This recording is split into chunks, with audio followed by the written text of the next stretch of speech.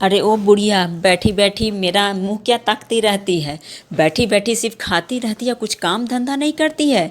तू ऐसी बैठी रहेगी तो घर का काम कौन करेगा? तुम्हारी नौकरानी आएगी? हैं?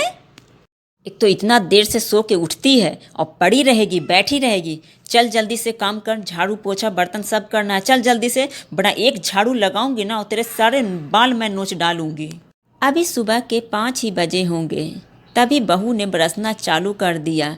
बेचारी अभी हाथ मुँह ही धो रही थी कि बहू झाड़ू लेकर आ गई डराने धमकाने। बेचारी रोज़ सुबह सुबह झाड़ू पोछा और जूठे बर्तन मांजती थी। बहुत परेशान थी वह अपनी ज़िंदगी से। ऐसा लग रहा था कि भगवान जल्दी से उनको उठा ले, लेकिन भगवान भी कहाँ सुनने वाला था, ऐसा सोचती थी वह। बेटा मनोज भी माँ के लिए कुछ नहीं कर पाता था। कहीं ना कहीं वह अपनी पत्नी से डरता भी था और उसकी बातों में भी आ जाता था। हमेशा उसकी पत्नी माँ के बारे में चुगली करती रहती थी। माँ ने ये किया, माँ ने वो किया, दिन भर बैठी रहती है, सिर्फ खाती है, मेरा कोई मदद नहीं करती। बेचारा सुबह सुबह 4 बजे ही वो अपने काम पे चला जाता था। इधर घर में क्या हो रहा है उसको कुछ खबर नहीं होती थी। जो पत्नी बोलती थी वह वही सुनता मानता था। और बेचारी जानकी जी डर के मारे बहू के बारे में अपने बेटे को कुछ नहीं कह पाती थी। चुपचाप आंसू बहाती रहती थी। आज जानकी जी का भूख से बुरा हाल था। बहू ने सुबह से अभी तक एक रोटी भी नहीं दिया था खाने के लिए। ऊपर से काम इतना कराती थी, बेचारी थक गई थी। बुढ़ापा का शरीर था, बिल्कुल कमज़ोर हो गया था। बहू कभी खाना देती थी, कभी नहीं देती थी। कभी बोलती थी कि बहू एक रोटी और दे दे, मुझे बहुत जोरों की भूख लगी थी। तो उनको कभी कभी तमाचा मारती थी और कहती थी, बुढ़िया तू बैठी बैठी मुझसे रोटी मांगती है, तुम्हारी इतनी हिम्मत। बेचारी जानकी जी सिसकियाँ भरती हुई वैसे ही सो जाती थी। पिछले साल तक उनके जीवन में सब कुछ ठीक था। आज जानकी जी अपने किए पर बहुत पछता रही थी। जानकी जी के पति जानकी जी से बहुत प्रेम करते थे, उनका बहुत सम्मान करते थे।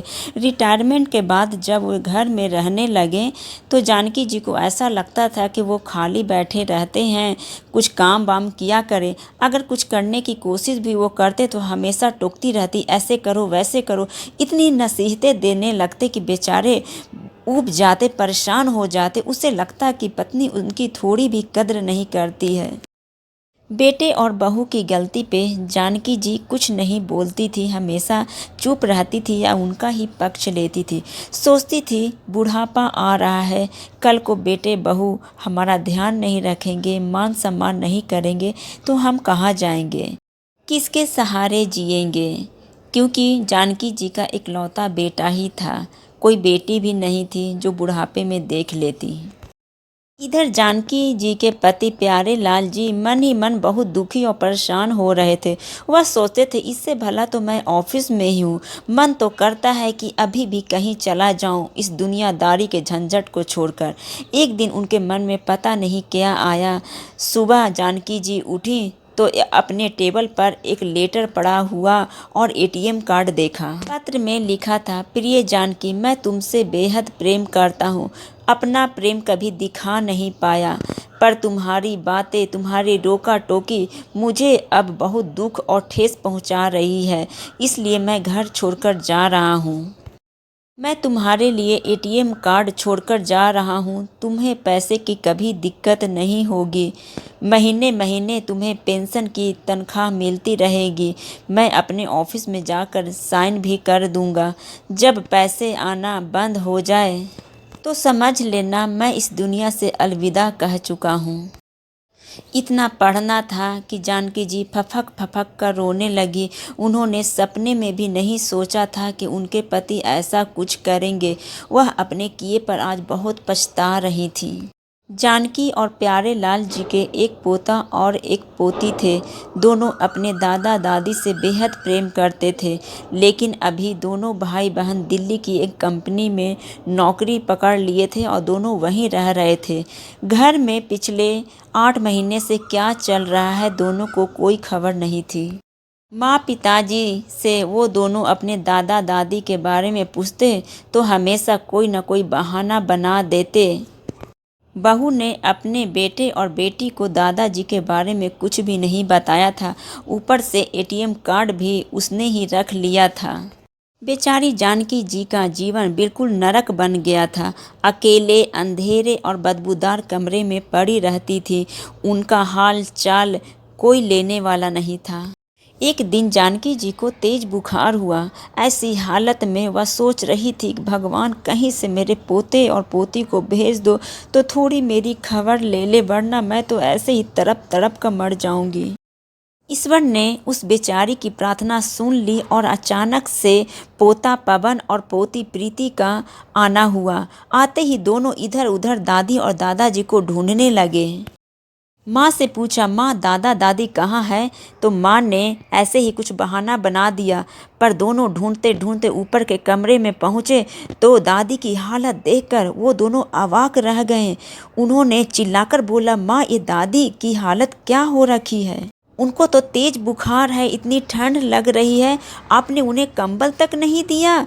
आखिर दादी की ऐसी हालत कैसे हो गई और दादाजी कहाँ हैं?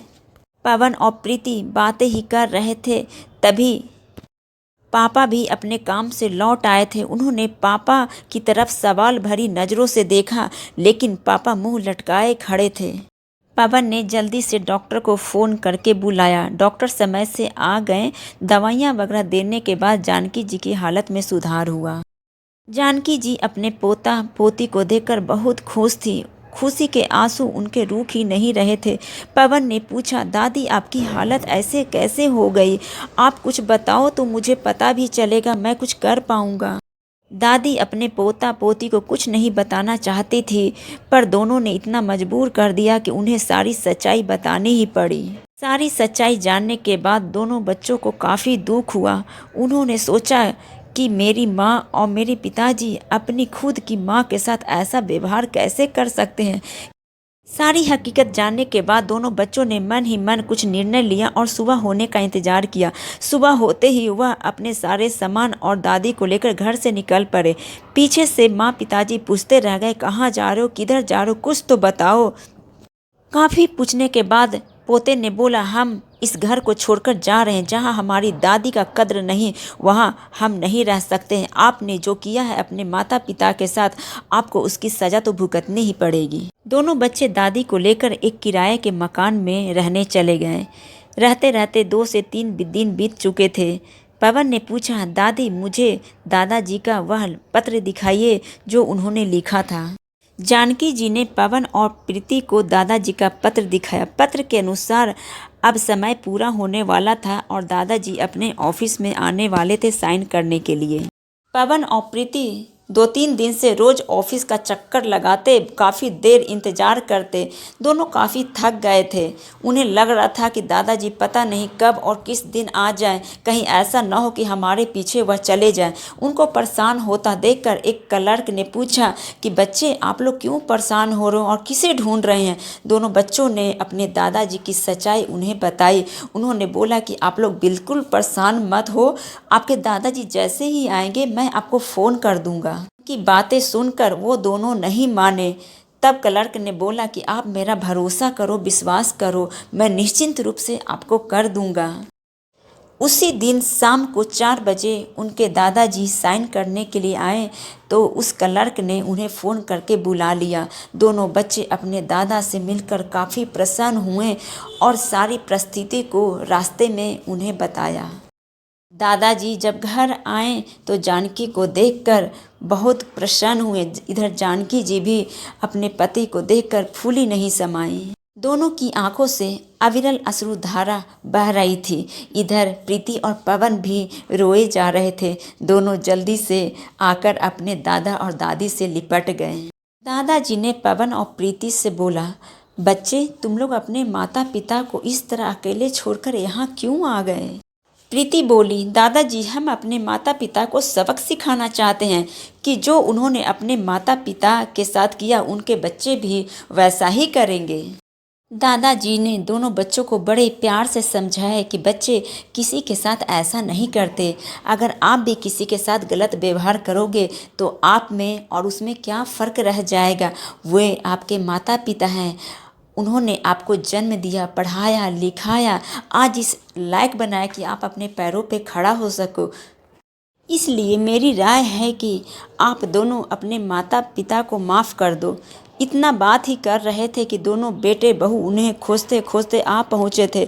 दोनों को अपनी गलती का बेहद पछतावा था। वो सर उठाकर बातें भी नहीं कर पा रहे थे। पवन और प्रीति ने दादाजी की बात मानी और अपने माता पिता को माफ़ कर दिया। इस तरह से पुनः एक बार उनका परिवार सुखमय जीवन व्यतीत करने लगा। उम्मीद है आपको यह कहानी पसंद आई होगी। तो प्लीज़ इस कहानी पे आपकी क्या राय है, अपना कमेंट अवश्य करें। आप सभी से विनम्र प्रार्थना है कि जाते जाते वीडियो को लाइक ज़रूर करते जाइएगा और चैनल को सब्सक्राइब कर लीजिए। जय हिंद।